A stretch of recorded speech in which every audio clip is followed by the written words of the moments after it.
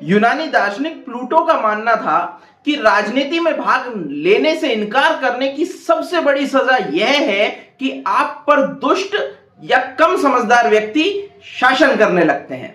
राजस्थान में निकाय चुनाव की घोषणा हो चुकी है और वार्ड व्यवस्था की पहली सीढ़ी है और परिवर्तन की शुरुआत निचले स्तर से हो तो व्यवस्था ऊपर तक की प्रभावित इससे होती है।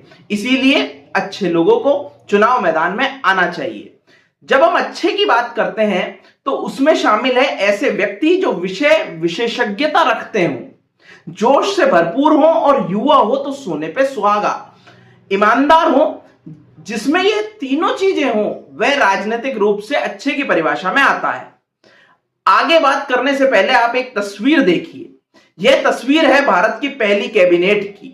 जवाहरलाल नेहरू बैरिस्टर थे, लंदन से पढ़े थे। वल्लभ भाई पटेल बैरिस्टर थे। डॉक्टर अंबेडकर, इनकी क्वालिफिकेशंस की अगर हम बात करें तो हम गिनते रह जाएंगे। Doctor Rajendra Prasad MA economist, master of law Calcutta university से पीएचडी। डॉक्टर राजकुमारी अमृता कौर हेल्थ मिनिस्टर थी, ऑक्सफोर्ड से पढ़ी थी। आपको ये सभी बातें बताने का केवल मात्र एक कारण है कि अच्छे लोग राजनीतिक पदों पर जब होते हैं तो कंट्रोल जनता के चुने गए प्रतिनिधियों के हाथ में होता है।